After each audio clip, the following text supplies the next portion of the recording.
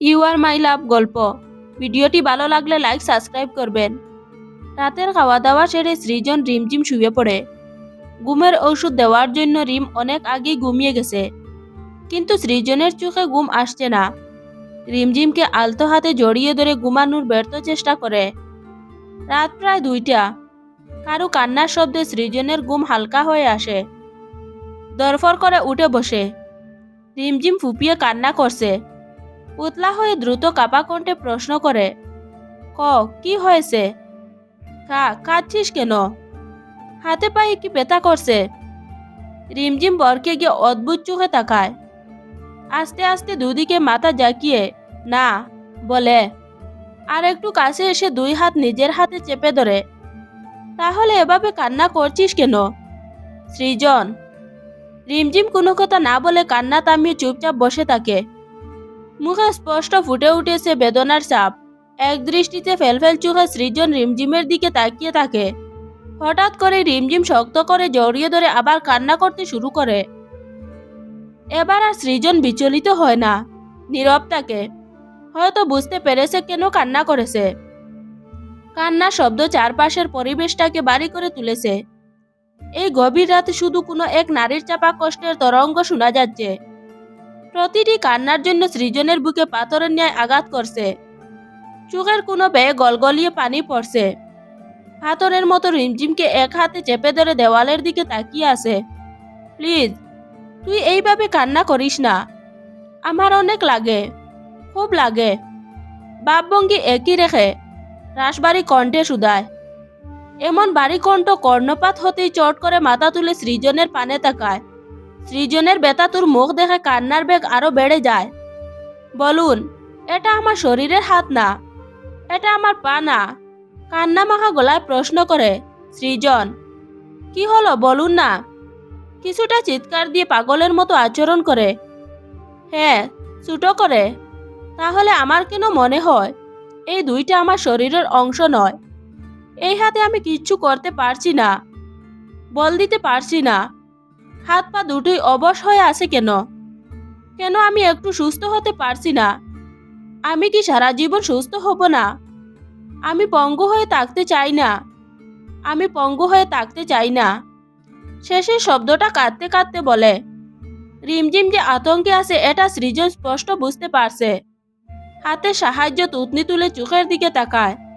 সযত্নে চোখের পানি মুছিয়ে দিয়ে নরম গলায় বলে, তোকে তো আমি বলেছি তুই সুস্থ হবি, তাও কান্না করছিস। আমার কথা কি তোর বিশ্বাস হয় না? আমার কথার কোনো মূল্য নেই? এমন কথা রিমঝিম চুপ হয়ে যায়। সৃজন উত্তরের আশা রিমঝিমের দিকে তাকিয়ে আছে। কিছু সময় পর কিনকণ্ঠে আওড়ায়, আমি তো আপনাকে ভালোবাসি, তাই অবশ্য আপনার কথা বিশ্বাস করি। রিম, সত্যি তুই আমাকে ভালোবাসিস? সৃজন ব্রুকুচকে জিজ্ঞেস করে। হ্যাঁ, মিনমিন করে। সত্যি? হ্যাঁ, ভালোবাসিস, বিশ্বাসও করিস। তাহলে এভাবে বেবে করে কাঁদছিস কেন? আমি বেবে করে কাঁদি? গোমরা মুখে প্রশ্ন ছুড়ে। তা নয় তো কি? দুজনেই নীরব থাকে। রিমঝিম এখন স্বাভাবিক, বসে বসে উসকুস করছে। এমন সময় সৃজন কুলে তুলে ব্যালকনির দিকে হাঁটা ধরে। কোথায় যাচ্ছি আমরা? আটকে উঠে।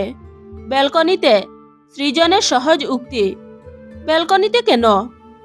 তোকে ব্যালকনি থেকে ফেলে দেব। ফেলে দেবেন? দেন, সমস্যা নেই। রিমঝিম, ভয় করছে না? না, কোনো ভয় করছে না, কারণ আমি জানি আপনি ফেলে দেবেন না, তাই বুঝি? হ্যাঁ। নিচে একবার তাকিয়ে দেখো। নিচের দিকে তাকাতেই আটকে উঠে। সৃজন ব্যালকনির কোনো গেসে দাঁড়িয়ে। শুধু হাত নিচে নামালেই টুস করে নিচে পড়ে যাবে। না, না, প্লিজ ছেড়ে দাঁড়ান। খুব ভয় লাগছে। কত নিচু, আমার মাথা ঘুরছে। চোখ নিচে বয়ে বয়ে উচ্চারণ করে। না, সরব না, তোকে ফেলে দেব। এবার আরো ভয় পেয়ে বাম হাতে শার্ট খামচে ধরে। আরে শার্টের কলার ছেড়ে দে, আমি শ্বাসরুদ্ধ হয়ে মরে যাব। না না, ছাড়ব না। আপনি আমায় ফেলে দেবেন? দেব না। চোখ খুলে দেখো, এখন সরে এসেছে। রিমঝিম চোখ খুলে দেখে আসলেই সরে এসেছে। সরে এসে তোর জীবন বাঁচিয়েছে। এর কৃতজ্ঞতা স্বরূপ আমায় একটা চুমু দে। সৃজন, চুমু পাবেন না। দিন দিন আপনি কিন্তু ডঙ্গি হয়ে যাচ্ছেন। একটু আগে বেবে করে কাঁদছিলি, এখন আবার আমার সাথে মুখ বাকি কথা বলছিস। মেয়েরা আসলে পাল্টিবাজ, আর ডঙ্গি মেয়েরা হয়, ছেলেরা নয়। রিমঝিমকে ব্যালকনিতে থাকা সোফায় বসিয়ে পাল্টি বাজের কি আছে? যা সত্যি তাই বললাম। মানলাম কিছু কিছু মেয়েরা ডং করে, কিন্তু ছেলেরাও ডং করতে কম জানে নাকি? তারা ডঙ্গে পিএইচডি করে, আমরা ছেলেরা ডং করি না। আর তাছাড়া এসব ডং নেকামি করবই না কেন? প্রতিবাদের স্বরে। কেন আবার মেয়ে পটাতে? আস্তাগফিরুল্লাহ, এসব কি বলছিস? আমাকে তোর এমন মনে হয়? হ্যাঁ, কেন মনে হয়? দেখলেই বোঝা যায়। সি, কি ভাগ্য আমার, যার জন্য সারা জীবন সিঙ্গেল থাকলাম সেই অপবাদ দিচ্ছে। আকাশের দিকে তাকিয়ে অভিযোগের ভঙ্গিতে সৃজনের বলার ভঙ্গি দেখে রিমঝিমের হাসি পায়। হাসতে হাসতে বলে, সত্যি সিঙ্গেল ছিলেন? হ্যাঁ, কোনো সন্দেহ? মুখ গোমড়া করে উত্তর দে। না। এবার বিশ্বাস হয়েছে। রিমঝিম। সৃজন আর একটু রিমঝিমের কাছে চেপে বসে। শুন, তোকে কানে কানে একটা ইম্পর্টেন্ট কথা বলার ছিল। কি কথা? সৃজনের দিকে তাকিয়ে ভ্রু নাচিয়ে জিজ্ঞেস করে। শুন তো, অনেক মজা পাবি। সরল মনে কান এড়িয়ে দিতেই সৃজন গালে চুমু খায়। হাতে সাহায্য মাথা ঘুরিয়ে অপর গিলে ও চুমু খায়। রিমঝিম অবাক হয়ে গালে হাত দিয়ে সৃজনের দিকে তাকায়। সৃজন মিটিমিটি হাসছে। এভাবে দেখছিস কেন? তুই চুমু দিতে চাইছিলি না, তাই আমি চুমু খেলাম। অ্যাকচুয়ালি খেতে খুব ইচ্ছে করছিল তো। বড় বড় চোখ করে রাগি লুকে তাকিয়ে থাকে রিমঝিম। এইভাবে ধোঁকা দিয়ে চুমু খাওয়ার কোনো মানে হয়? আচ্ছা তুই বল, তোর কি চুমু খেতে ইচ্ছে করছিল না? মেয়েরা তো অদ্ভুত, বুক ফাটে তো মুখ ফুটে না। যতই ইচ্ছে করুক, কিন্তু সেই ইচ্ছেকে প্রাধান্য দেবে না। কিন্তু আমরা ছেলে অমন না। রিমঝিম মাথা ঘুরিয়ে অন্যদিকে তাকায়। আসলে সৃজন তো সত্যি কথা বলেছে। ওর তো চুমু খেতে ইচ্ছে করছিল, কিন্তু লজ্জায় তা বলেনি। কালো আধার রাতের আকাশের বুকে আলো ছড়াতে চাঁদের উদয় হয়েছে। সেই চাঁদের দিকে তাকিয়ে আছে রিমঝিম সৃজন। রিমঝিমের মাথা সৃজনের কাঁধে। দুজনে কফির মগে চুমুক দিচ্ছে আর চন্দ্রবিলাস করছে। এই সময়টা দুজনের কাছে অফুরন্ত সুন্দর লাগছে। এ সময় শেষ না হোক কখনো। এক কালো রাতে সাক্ষী হয় তাকে দুজন। সকাল 6টা। রিমঝিম সৃজনের কোলে মাথা রেখে এখনো ঘুমে বিভোর। সৃজন পেছন দিকে বর দিয়ে ঘুমিয়ে পড়েছিল। ঘুম হালকা হয়ে আসলে চোখ মেলে তাকায়। রিমঝিমের দিকে তাকালে আপনা আপনি মুখে হাসি ফুটে ওঠে। রিমঝিমের ও ঘুম ভেঙে যায়। চোখ ডলতে ডলতে উঠে বসে। অসলতায় মুখ দিয়ে একটা লম্বা হাই তুলে পাশ ফিরে তাকিয়ে সৃজনকে নিজের দিকে তাকিয়ে তাকতে দেখে। এরকম তাকিয়ে আছেন কেন? কিছু না, মুচকি হেসে রুমে যাওয়ার জন্য রিমঝিমকে কুলে তুলতে যাবে। এমনি রিমঝিম বারণ করে, রুমে যাবি না সৃজন? হ্যাঁ যাব, তবে নিজের পায়ে হেঁটে। তা কেমনি যাবি? আপনি আমাকে ধরুন, আমি যেতে পারবো। রিমঝিমের কথা কোনো পাত্তা না দিয়ে কুলে তুলে নিয়ে রুমে এসে বিছানা বসায়। আপনি আমায় তুলে আনলেন কেন? রেগে। স্বামীর দায়িত্ব পালন করলাম। স্ত্রী যাতে কষ্ট না পায়, তাই স্বামী সযত্নে তুলে আনলো। সহজ উত্তর। রিমঝিম কটমট করে তাকায়। পারলে হয়তো চিবিয়ে চিবিয়ে খেয়ে ফেলতো। এখন কি করবি? কান্না করবি? বে বে করে কান্না কর, আই ডোন্ট কেয়ার। রিমঝিমের রাগকে পাত্তা না দিয়ে দুষ্টমি করে বলে, কান্না করব না, আমি ফ্রেশ হব। হঠাৎ রিমঝিমের স্বাভাবিক স্বর শুনে একটু অবাক হয়। পরক্ষণেই আবার বলে, ঠিক আছে, ওয়াশরুমে নিয়ে যাচ্ছি। না, ওয়াশরুমে যাব না, এখানেই ব্রাশ পেস্ট নিয়ে আসুন। ওয়াশরুমে গেলেই তো একেবারে সুবিধা হয়। না, যাব না, যা বলছি তাই করুন। কেন যাবে না? স্ত্রীর প্রতি স্বামীর দায়িত্ব পালন করুন, স্ত্রীর যাতে চলতে গিয়ে ব্যথা না পায়। রিমঝিম। বাহ, বউ আমার সেই চালাক, কোন পাশে মার দিল রে। মনে মনে ব্রাশ পেস্ট এনে রিমঝিমের হাতে ধরিয়ে দেয়। তুই কোথায় ফেলবি? এটা ও জানেন না। ওয়াশরুম থেকে বালতি আনুন, বালতি। না চাইতে ও বালতি এনে রাখে। রিমঝিম কচ্ছপের গতিতে দাঁত ব্রাশ করে। সৃজন পানি ঢেলে দেয়। রিম বাম হাতে মুখ ধুয়ে নেয়। ফ্রেশ হলে রিমঝিম আবার নিচে থেকে কফি আনতে বলে। নিচে চলো, একেবারে ব্রেকফাস্ট করিস। সৃজন, ব্রেকফাস্ট পরে করব, এখন আপাতত কফি আনুন। হালকা হেসে, ঠিক আছে। দীর্ঘশ্বাস ফেলে নিচে যাওয়ার উদ্দেশ্য পা বাড়ায়। নিচে গিয়ে নিজের হাতে কফি বানিয়ে উপরে আসে। এক কাপ রিমঝিমের হাতে দিয়ে অন্যটায় চুমুক বসায়। শুনুন রিমঝিম। সৃজন প্রশ্নসূচক দৃষ্টিতে তাকালে রিমঝিম বলে, এখন কফি খেতে ইচ্ছে করছে না, আমার জন্য ব্রেকফাস্ট আনুন। বিস্ময়ে সৃজন বড় বড় চোখে তাকায়। কষ্ট করে নিজের হাতে কফি বানিয়ে আনলাম, এখন কিনা বলছে খাবে না। এত জ্বালা যন্ত্রণা দেওয়া শুরু করলি কেন?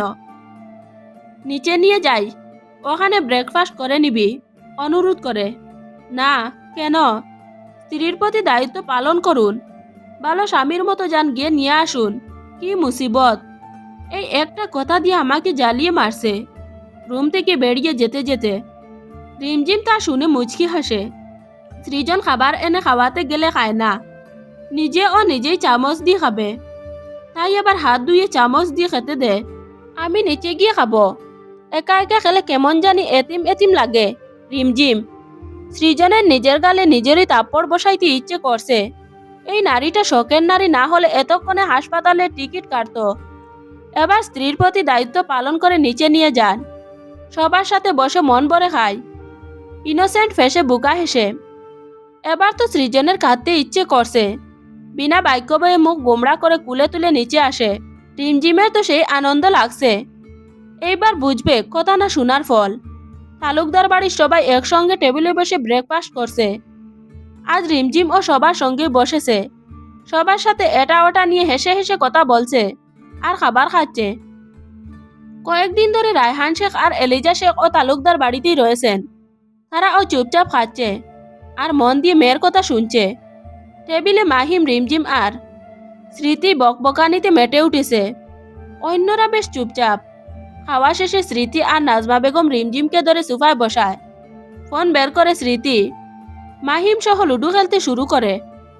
সৃজন খাওয়া শেষ করে রিমঝিমের পাশে বসে খেলার দিকে মনোযোগ দিয়ে দেখে মাহিমের গুডির নাজুহাল অবস্থা।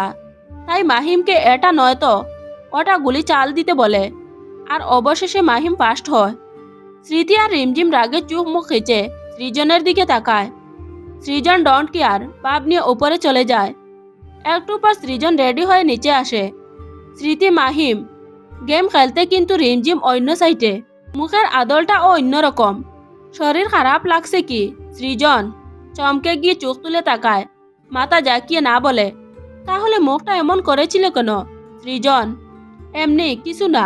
শিওর? অবিশ্বাস নিয়ে। ঠিক আছে, আপনি যান। আর কিছু না বলে বেরিয়ে পড়ে। ডিউটি শেষ করে একেবারে সন্ধ্যায় বাড়ি ফিরে ক্লান্ত পায়ে বাড়ির ভিতরে প্রবেশ করে। সিঁড়ি বয়ে উপরে নিজের রুমে আসে। ভিতরে ঢুকতে আতঙ্কে উঠে দৌড়ে রিমঝিমের কাছে যায়। রিমঝিম কেমন যেন করছে, বড় বড় কদমে শ্বাস টানছে, মুখে বেদনার চাপ। কি হয়েছে, এমন করছিস কেন? হাতে ও পায়ে প্রচুর পেন হচ্ছে, হাঁপাতে হাঁপাতে কোনো রকমে বলে। সৃজন সকালে বুঝতে পেরেছিল হয়তো কোনো সমস্যা হয়েছে, কিন্তু রিমঝিম তা এড়িয়ে গেছে। বাড়ির সবাইকে চিৎকার করে ডাকে। রিমকে কুলে তুলে নিয়ে নিচে আসে। সবাই আতঙ্কিত হয়ে সৃজনের পেছনে পেছনে ছুটে যায়। সৃজন দ্রুত গাড়ি নিয়ে হাসপাতালের উদ্দেশ্যে বেরিয়ে যায়। এখন রিমঝিমের সরাসরি অবস্থা, দ্রুত চিকিৎসা প্রয়োজন। এই চিকিৎসা সুস্থ না হলে এবার সৃজন বাহিরের দেশে নিয়ে যাবে। উন্নত টেকনোলজি ব্যবহার করে উন্নত চিকিৎসার মাধ্যমে দ্রুত সুস্থ করবে। গাড়ি ড্রাইভ করতে করতে মনে মনে এই শখ কষে নেয়।